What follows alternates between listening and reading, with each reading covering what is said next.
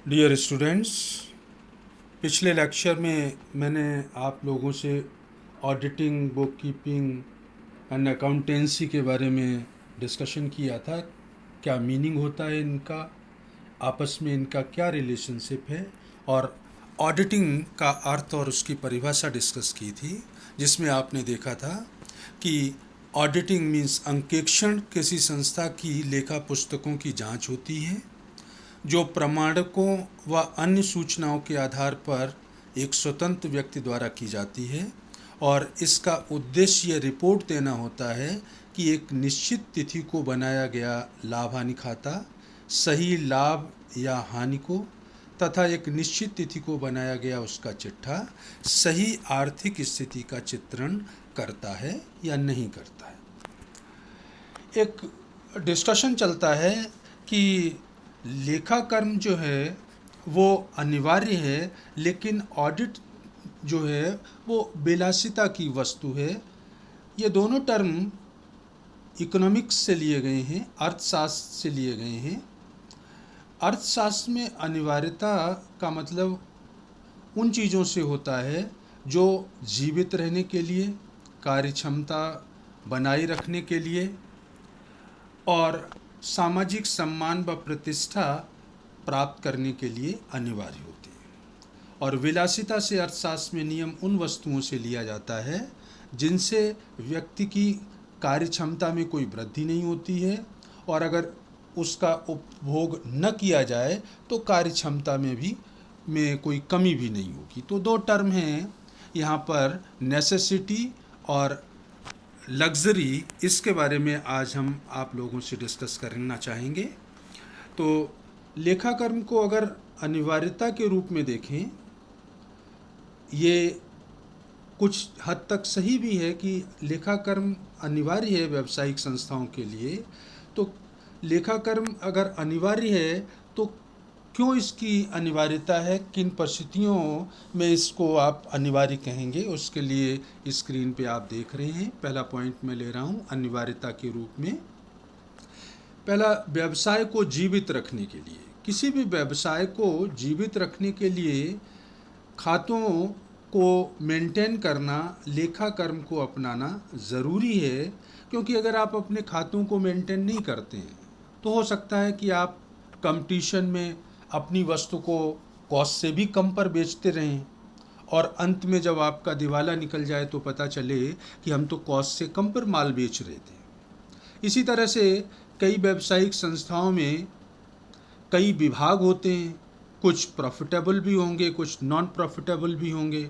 तो प्रत्येक विभाग की प्रॉफिटेबिलिटी का अध्ययन करने के लिए भी अकाउंटिंग को अपनाना ज़रूरी है, क्योंकि जो अलाभप्रद विभाग है उसको आप बंद कर सकें या उसके बारे में कोई ठोस निर्णय ले सकें।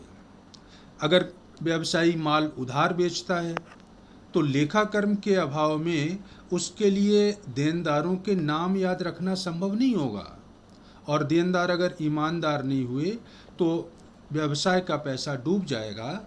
इसलिए व्यवसाय को जीवित रखने के लिए हम कह सकते हैं कि लेखाकर्म अनिवार्य है। इसी तरह से व्यवसाय की कार्यक्षमता बढ़ाने के लिए लेखाकर्म की सहायता से व्यवसायी अपनी प्रगति की तुलना कर सकता है। नॉन प्रॉफिटेबल एक्टिविटीज़ को छोड़कर उन एक्टिविटीज़ पर अपने को कंसंट्रेट कर सकता है जो प्रॉफिटेबल है, उनके लिए प्लानिंग कर सकता है, और कार्यक्षमता में कमी अगर कोई है तो उसको ढूंढ करके उसको बढ़ाने का उपाय भी कर सकता है। लेकिन ये तभी संभव है जब आप अकाउंटिंग प्रोसीजर को फॉलो कर रहे हैं, अकाउंट्स मेंटेन कर रहे होंगे। इसी तरह से व्यवसाय की प्रतिष्ठा बनाए रखने के लिए भी लेखाकर्म जरूरी है। अगर आप अपने अकाउंट्स मेंटेन नहीं करते हैं तो आपका पक्ष सदैव ही कमज़ोर माना जाएगा, चाहे वो कोर्ट में मामला हो, इनकम टैक्स डिपार्टमेंट या सेल्स टैक्स या जीएसटी के अधिकारी हों, उनके समक्ष आप अपनी बात कहें, बैंक या सरकार से कोई लाइसेंस लेना हो। तो इन सारी परिस्थितियों में अगर आप अपने अकाउंट्स को प्रॉपर ढंग से मेंटेन नहीं किया है तो आप आपकी प्रतिष्ठा कमज़ोर मानी जाएगी, आपका पक्ष कमज़ोर माना जाएगा। तो ये 2-3 चीज़ें हैं जिनके रेफरेंस में मैं ये कह सकता हूँ कि लेखाकर्म किसी भी व्यवसाय को जीवित रखने के लिए, कार्यक्षमता को बढ़ाने के लिए, उसकी प्रतिष्ठा को बढ़ाने के लिए अनिवार्य है। बी पॉइंट में आप देख रहे हैं लेखाकर्म विलासिता भी हो सकता है। विलासिता एक छोटे व्यवसाय के लिए ये ज़रूर आप कह सकते हैं कि अगर कोई फेरी लगाता है, कोई स्टॉल लगा रहा है और छोटा पूरा अपना काम कर रहा है और उससे अपना पालन पोषण करता है, तो उसको वो अपने अकाउंट्स को मेंटेन करने की आवश्यकता नहीं है, क्योंकि बड़ी व्यावसायिक संस्थाओं में ही इसकी उपयोगिता मानी जाती है। अंकेक्षण तो इस तरह से, लेखाकर्म तो हम कह सकते हैं कि अनिवार्य है सिर्फ छोटी व्यावसायिक संस्थाओं को छोड़कर। अब बात करते हैं अंकेक्षण की। अंकेक्षण से कार्य क्षमता पर बड़ा लाभप्रद प्रभाव पड़ता है, इसे हम विलासिता नहीं कह सकते हैं। बहुत से व्यवसायों में तो अंकेक्षण एक आवश्यकता होती है, जैसे आप देख रहे हैं कंपनी में अंकेक्षण आवश्यक है, कंपनी लॉज के अकॉर्डिंग भी ज़रूरी है। साथ ही अंकेक्षण के द्वारा जो विनियोजक हैं, शेयर होल्डर्स हैं, वो निश्चिंत रहते हैं कि हमारे पैसे का सदुपयोग किया जा रहा है प्रबंधकों और कर्मचारियों के द्वारा। अगर ये अनिवार्य न होता तो शायद ही बहुत से लोग शेयर्स में पैसा लगाते। तो कंपनी की सही स्थिति विनियोजकों तक पहुंचाने के लिए अंकेक्षण अनिवार्य है, विलासिता नहीं है कह सकते हैं आप इसे। ट्रस्ट के लिए, ट्रस्ट के सदस्यों को भी अंकेक्षण द्वारा ये विश्वास हो जाता है कि जो ट्रस्ट के ट्रस्टी हैं वो ट्रस्ट के उद्देश्यों के लिए ही धन का उपयोग कर रहे हैं। सहकारी समितियों के लिए भी अंकेक्षण आवश्यक है, क्योंकि सहकारी समितियों की एक तो सही स्थिति प्रकट हो जाती है, सरकार व जनता को ये विश्वास हो जाता है कि समिति सहकारिता के सिद्धांतों पर चल रही है और धन का कोई अपव्यय या दुरुपयोग नहीं हो रहा है। सार्वजनिक निगम, सरकारी विभागों में भी अंकेक्षण की आवश्यकता है। इससे स्पष्ट हो जाता है कि कर्मचारी अनियमितताएं नहीं कर रहे हैं, अपना कार्य ईमानदारी और निष्ठा के साथ पूरा कर रहे हैं, सार्वजनिक धन का दुरुपयोग नहीं हो रहा है। फर्म के लिए भी अंकेक्षण अनिवार्य है, क्योंकि एक तो खातों की शुद्धता प्रकट हो जाती है और दूसरा साझेदारों में आपस में विश्वास बना रहता है। तो हम कह सकते हैं कि बहुत सारी सिचुएशंस हैं ये जिनमें अंकेक्षण अनिवार्य है, जिस आप उसको विलासिता नहीं कह सकते। लेकिन कुछ लोगों का तर्क है कि अंकेक्षण विलासिता है, और उन लोगों का तर्क ये होता है कि अंकेक्षण में धन का दुरुपयोग होता है, क्योंकि जो ऑडिटर होता है उसको सैलरी या पैसा काफ़ी ज़्यादा देना पड़ता है और बजाय उस पैसे को देने से लाभ कम होता है, मीन्स धन का दुरुपयोग मानते हैं। कुछ लोग कहते हैं शक्ति का दुरुपयोग भी होता है। अंकेक्षक के कार्य में सहायता करने के लिए संस्था के कर्मचारियों को कई औपचारिक काम करने पड़ते हैं, जैसे विनियोग रजिस्टर है, स्टॉक रजिस्टर, डेटर क्रेडिटर्स की लिस्ट बनाना। ये काम व्यर्थ का मानते हैं, कहते हैं कि एम्प्लॉइज़ का टाइम खराब होता है। इसी तरह से समय का दुरुपयोग, क्योंकि ऑडिटर अपना काम तो करता ही है, उसकी हेल्प के लिए संस्था के कर्मचारियों को भी सहयोग करना पड़ता है, साथ देना पड़ता है। कुछ लोग कहते हैं ये बेकार की चीज़ है, क्योंकि ऑडिट करने के बाद भी प्रत्येक छल कपट या अशुद्धि प्रकट हो जाए ये अनिवार्य नहीं है, तो फिर अंकेक्षण कराने की उपयोगिता ही क्या है। कर्मचारियों की कहते हैं कार्य क्षमता में कमी हो जाती है, क्योंकि अंकेक्षक द्वारा कर्मचारियों से बार बार सूचनाएं मांगी जाती हैं। तो इस तरह से उन बार बार सूचनाएं मांगने से उन कार्य में बाधा उत्पन्न होती है। तो वो कहते हैं कि इससे कभी इनकी कार्य क्षमता में कमी होती है। तो कुछ लोगों का ये मानना है कि इन सारे फैक्टर्स की वजह से अंकेक्षण का कोई उपयोग नहीं है, इससे कार्य क्षमता में या प्रतिष्ठा में कोई वृद्धि नहीं होती है, और न भी कराया जाए तो कोई हानि भी नहीं है, तो इसलिए ये विलासिता की वस्तु है। लेकिन हम जानते हैं कि बड़ी संस्थाओं के लिए अंकेक्षण विलासिता नहीं है, बल्कि एक अनिवार्य वस्तु है, अनिवार्यता है। क्यों? क्योंकि अंकेक्षण कराने से कई सारे फायदे आपको दिखेंगे। जैसा पहला पॉइंट आप देख रहे हैं, कर्मचारियों की कार्य क्षमता में वृद्धि हो जाती है। जिस व्यवसाय में हिसाब किताब का स्वतंत्र अंकेक्षकों द्वारा अंकेक्षण किया जाता है, कर्मचारी उसके अधिक सावधानी और ईमानदारी से काम करेंगे। इससे उनकी कार्य क्षमता बढ़ेगी। इतना ही नहीं, अंकेक्षक भी व्यवसाय की बारीकियों से परिचित हो जाएगा और वो इस प्रकार के सुझाव दे सकेगा कि कर्मचारियों को कम शक्ति खर्च करनी पड़े और कार्य अधिक शीघ्र ढंग से और व्यवस्थित ढंग से संपन्न हो जाए और गलतियां भी कम हों। तो कर्मचारियों की कार्य क्षमता में ऑडिट कराने से वृद्धि होती है। प्रक्रियाओं की कार्य क्षमता में वृद्धि होना।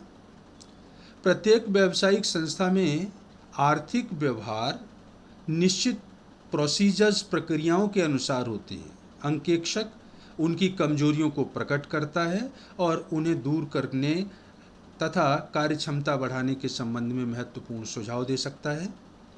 प्रबंधकों की कार्य क्षमता में भी वृद्धि होती है। जब मैनेजर्स को ये पता होगा कि उनके कार्य के संबंध में भी एक स्वतंत्र आदमी द्वारा रिपोर्ट तैयार की जाएगी, तो उन पर नैतिक दबाव रहता है कि वो भी अपना काम पूरी ईमानदारी से और पूरी शक्ति के साथ करें। तो प्रबंधकों की कार्य क्षमता में भी इससे वृद्धि होती है। प्रतिष्ठा द्वारा कार्य क्षमता में वृद्धि। अंकेक्षित जो हिसाब किताब हैं, अकाउंट्स हैं, ऑडिटेड पेपर्स, उन पर सब जगह विश्वास किया जाता है, चाहे वो बैंकिंग कंपनी हो, बीमा कंपनी, सरकार, इनकम टैक्स डिपार्टमेंट या जीएसटी। तो इससे संस्था की प्रतिष्ठा भी बढ़ती है, प्रबंधकों को इससे सुविधाएं भी प्राप्त होती हैं और अपने विकास के लिए योजनाएं बना सकते हैं। क्योंकि आपको फाइनेंस कराना है, कुछ और लाइसेंस लेना है, तो हर जगह आपको अपने ऑडिटेड अकाउंट्स की कॉपी सबमिट करनी होती है। इसी तरह से प्लांट व मशीन की कार्य क्षमता में भी वृद्धि होती है। कॉस्ट ऑडिट के द्वारा हम ये पता करते हैं कि प्लांट व मशीन कब कब बंद रही है और किन किन कारणों से बेकार रही है या बंद रही है। तो उन कारणों या कमियों को दूर करके हम प्लांट की एफिशिएंसी को बढ़ा सकते हैं, उसकी कार्य क्षमता में भी वृद्धि कर सकते हैं। तुलना द्वारा कार्य क्षमता में वृद्धि। अंकेक्षित हिसाब किताब अधिक विश्वस्त होते हैं और प्रबंधक इन पर निर्भर रह सकते हैं। कई सालों के फाइनल अकाउंट्स को कंपेयर करके वो देख सकते हैं कि व्यवसाय की कार्य क्षमता किस तरह बढ़ाई जाए, उसके बारे में प्लानिंग कर सकते हैं। किस तरह से अपने हिसाब किताब को प्रॉपरली मेंटेन किया जाए, उनमें शुद्धता किस तरह से रखी जाए, क्योंकि जो ऑडिटर है वो शुद्धता का ही एक तरह से प्रमाण पत्र देता है कि आपने जो खाते तैयार किए हैं वो उचित हैं, सही हैं और उनमें त्रुटियां व गलतियां नहीं हैं। तो कुल मिलाकर के मैं ये कह सकता हूँ कि नोट में आप देख रहे हैं, ये कहना पूर्ण रूप से ठीक नहीं है कि लेखाकर्म अनिवार्यता है और अंकेक्षण विलासिता है।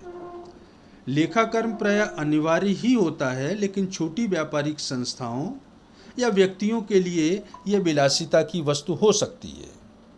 अंकेक्षण अनिवार्यता तथा विलासिता दोनों हो सकते हैं।